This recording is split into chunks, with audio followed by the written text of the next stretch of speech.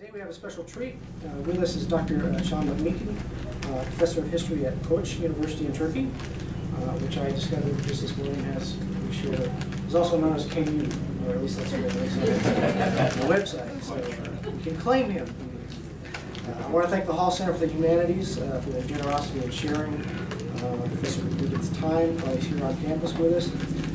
And if you attend this lecture, his lecture this evening at the Lead Center, which I hope you will, you'll see a proper introduction of our speaker today done by our own Nathan Wood. I was going to make the KU joke, so you've already... I'm worried about that, I did. Until then, however, you'll have to be satisfied with a very brief introduction. Professor McMeekin has impressed many with his willingness to challenge conventional assumptions, as well as his ability to make history come alive. While some might associate him with his latest book, which focuses on the origins of the First World War, he has written a number of works focusing on Russia, including History's Greatest Heist, The Looting of Russia by the Bolsheviks, and The Russian Origins of the First World War. His newest book, July 1914, will be the focus of this evening's lecture, but he's agreed to talk specifically about Russia in 1917. Do I have to stick to Russia? No, it's up to you. The hour is yours. Well, this is a Russian center, so I should preface by saying, well, thank you first of all for a very generous introduction and for having me. I should preface this by saying that Russia 1917 is not really a current project, but it is a project that I'm going to be getting to shortly.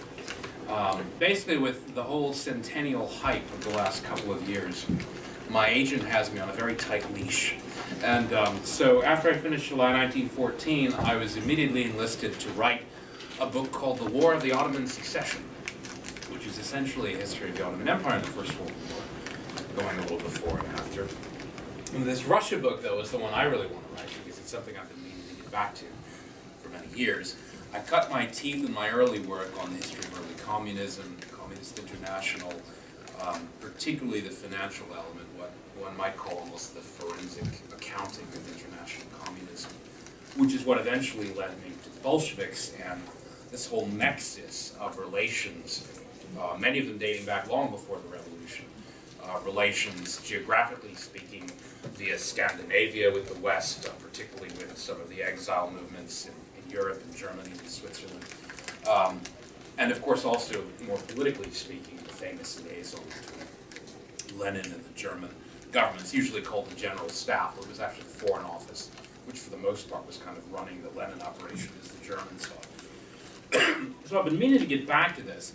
The kind of questions which have been percolating around in my own head about 1917, I think for a number of years, have to do ultimately with, in the most general sense, with the war. That is to say, the position of Russia in the war at the time, the position of all of the belligerent powers on the Eastern Front, and how the Russian Revolution both was born of these factors and, of course, also in its way affected them and impacted them. But I also want to get to the bottom of what really happened to the Russian armies in 1917. The mutinies are taken almost for granted to a certain extent, or they're discussed as part of the story of the revolution, part of the backdrop of the February Revolution, part of the generalized collapse of the Eastern Front, the Russian side of the Eastern Front. It's always there in the background, but it's never really been treated, I don't think, very seriously in kind of monograph form. There's an Alan Wildman book, I'm sure many of you are familiar with, The End of the Imperial Army, which is very, very good in its own way. It's kind of very narrow in its focus. It's really just focusing on the army and the different units in the army and the way they responded to the revolution and so on. And in its way, I think it's very good. It does make its way into, I think, some of the general histories, again, in a kind of oblique way, that are just talking about the relation of the army to various events in the revolution. But the more you look at 1917, the more you have to keep coming back to the army and the war. If you look at Order Number 1, which did such a powerful job in kind of, shall we say, destroying what remained of cohesion and certainly command and control and the chain of command in the Russian army, its ability to function as a fighting unit. It could very well have been written up by the German General Staff.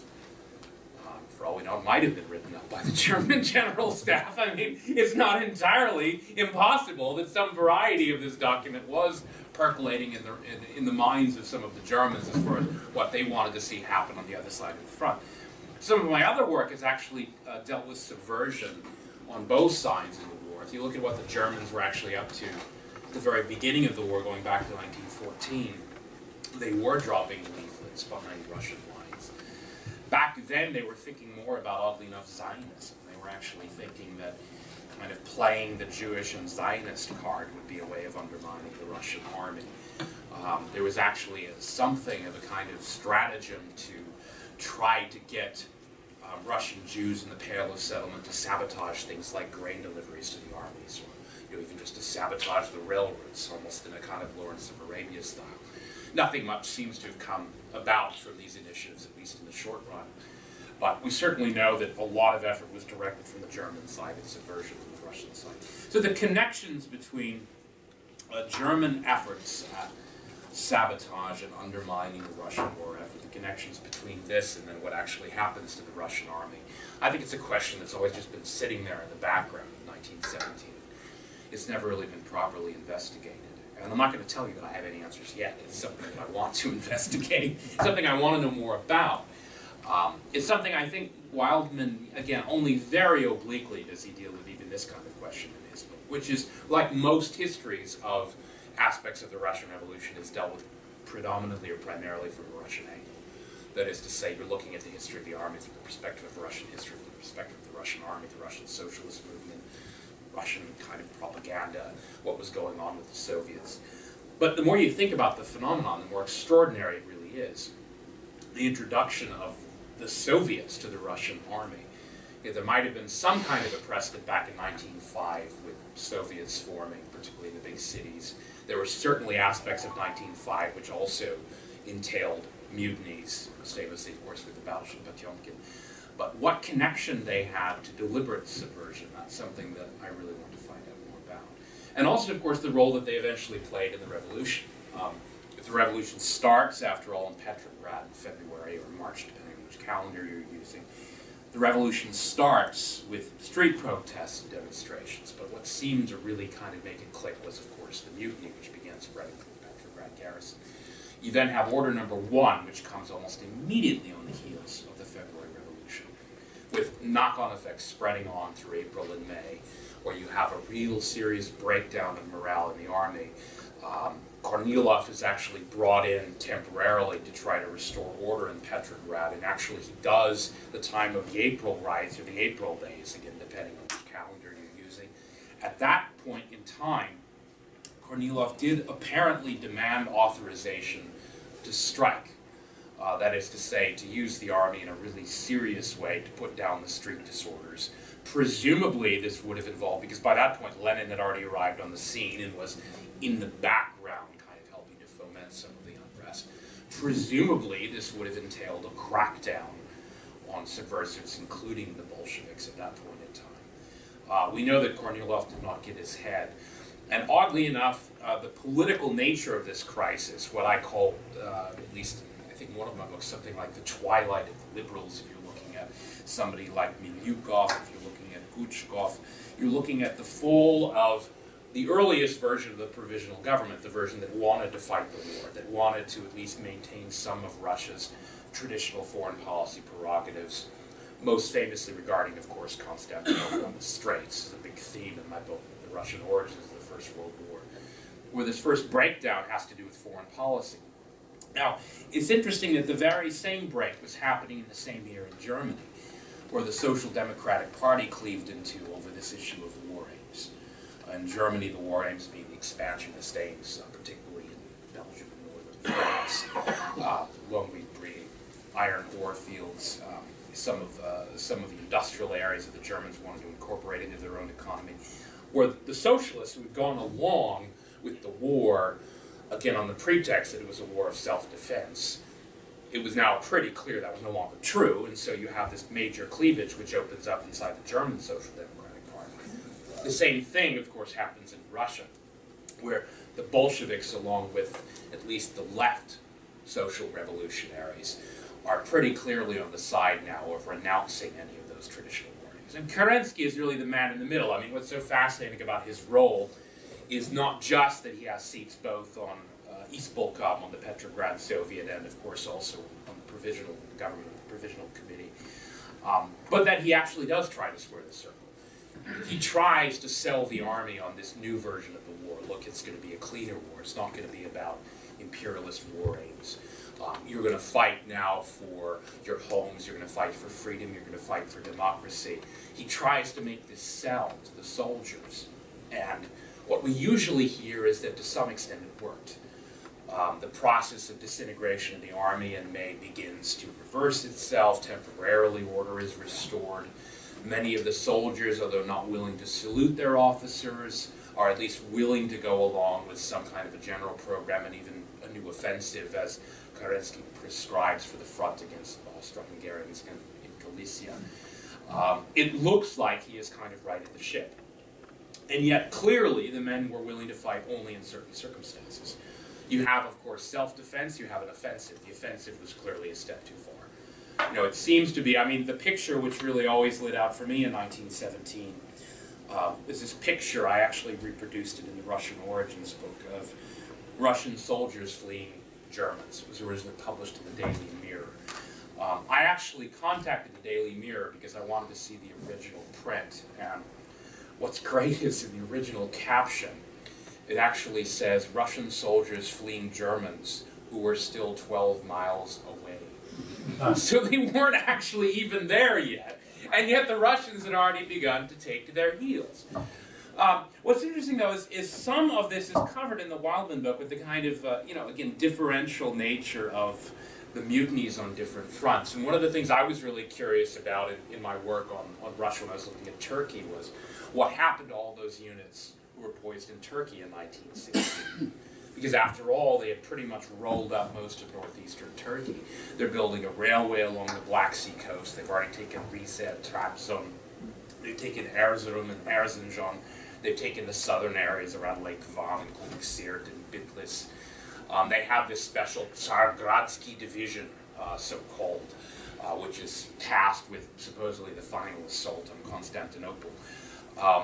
I actually discovered, even after I wrote that book, oddly enough, I discovered in the files of the German Admiralty, you can actually trace, to some extent, the political history of the Russian Revolution, switching now from the army to the navy, in several little-known episodes from spring of 1917, which had to do with the Black Sea Fleet. The first was a small reconnaissance probe. Actually, it wasn't that small, but it was just a probe. And this is in April, where the Russians show up in reasonable force outside the Bosporus, but there's no serious fighting. There's a kind of a skirmish. They go back again in late June, just as the Kerensky offensive, so-called, is being prepared in Galicia. There is yet another appearance of the Russian fleet and armada, and this time it actually does involve Russia's first operational Black Sea dreadnought, that being the Catherine II. So the dreadnought shows up, only this time they actually turn back for whatever reason. There may have been a mutiny actually inside the Black Sea Fleet in the middle of an offensive. It's never been fully explained. The Germans were ruled. They were not able to explain basically what happened. It was one final gasp of the old Tsargrad spirit when a couple of airplanes actually bombed the Golden Horn, believe it or not. This was actually in about the middle of July 1917. But the final episode is my favorite. That was when, I'm trying to remember the exact date, I think it was about the 25th or the 26th of July 1917. A single Russian motorboat actually winds its way through the minefield, gets up very close to the mouth of the Bosporus, and he takes out a small message in a bottle, and he threw it across the shore. And the message, of course, said that Russians and Turks were brothers, and that the Germans were your real enemies. And so this was actually what was supposed to be the final assault on Tsargrad, Constantinople, and the Straits. Instead, it turned out to be a kind of a peace initiative. So again, what happened to the Russian army? What happened to the Russian navy? The Black Sea Fleet, there are hints of this. There was a mutiny in the Black Sea Fleet around about, I think, early May. I don't have the exact date memorized, but there was a mutiny which was put down pretty decisively by Kolchak. There's another kind of interesting connection between, you know, the Turkish fronts, Tsargrad, and what would later be, of course, the Russian Civil War, is that a lot of the people that cut their teeth initially on the Turkish front would end up playing a rather decisive role in the Russian Civil War. Udanich being a famous example, Kolchak being another one. Denikin somewhat less, I suppose, dramatically. But it's interesting that at that moment in time, this mutiny apparently was directed mostly at officers with Germanic names, which was, of course, always common in the Russian Imperial Army, so many high-serving officers. One of the things that always amused me about the generals in 1914 is, you know, you have the Russian general, the First Army is, of course, Rennenkampf, whereas the German who makes the decisive maneuver, which actually leads to the envelopment, the so-called Cannae at Tannenberg, is, of course, Hermann Francois. And then, of course, you also have the leader of the British Expeditionary Force. Someone can finish this line of thought for me, was Sir John French, of course. So we have all these Russian officers with German names, not unlike Boris Sturmer, of course, this liminal figure of the Russian Revolution, because he just becomes a target of abuse simply because of his name. But that's an interesting theme, because again, what were the mutinies really about, that is? You know, were they socialist pacifist protest at an imperialist war, you know, as a lot of the propaganda, of course, would have it, as to some extent Wildman's book seems to imply, at least for the most part.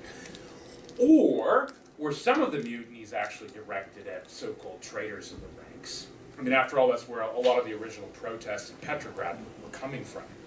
The hysteria of that winter of 1916, 1917 was mostly directed at kind of spies and rumors of espionage and treason in high places, all the rumors swirling around Rasputin. You know, so was there some notion then of German influence in the army, which was in fact inspiring the mutinies? You know, or conversely, was there actually some serious role played by Bolshevik propaganda, and specifically propaganda which was financed and spread by the Germans? I mean, some of the interesting scenes, there's a great book about Brest-Litovsk, skipping ahead. I guess that is 1918. We're supposed to be talking about 1917. But if we skip ahead to Brest-Litovsk in 1918, that classic book by John Wheeler Bennett, I'm sure many of you are familiar with, on Brest-Litovsk. One of the really arresting scenes that always struck my fancy was when Trotsky arrives to kind of take over the show, so to speak. He's actually witnessed throwing leaflets off the train. He's actually throwing peace leaflets off of the train. And you think about this, I suppose this is the way in which the German, you know, obviously initiative comes back to bite the Germans, is that they helped to unleash this monster with the Bolsheviks, and in the end the monster may have devoured them, because the Bolsheviks, of course, began giving the Germans some of their own medicine. Much of it routed through the embassy in Berlin, and much of it, again, simply tossed from the train on the way to Brest-Litovsk, or tossed on the train in who knows how many places, that the Germans may have ended up financing propaganda which undermined their own war effort. How you tie this in, I mean, how you can actually connect the dots, that's one of the things, of course, which is going to be difficult. You can go to the archives in Berlin, particularly the Auswärtige Amt archives, and you can very easily see there the money being appropriated, the money being spent. You cannot necessarily trace very easily how the money was spent and on what. You know, there are snippets and pieces of evidence. There's a Stockholm connection, one that I investigated for my Heist book, which does explain at least something about how the banking connections work. But how that actually ended up then affecting the Russian army, I think, is still an open question. It's a question I really would love to investigate. I would love at this moment to just open this up for questions. I wanted to leave enough time, I think, for people's questions. Again, this is kind of a project in the making. It's not one I've actually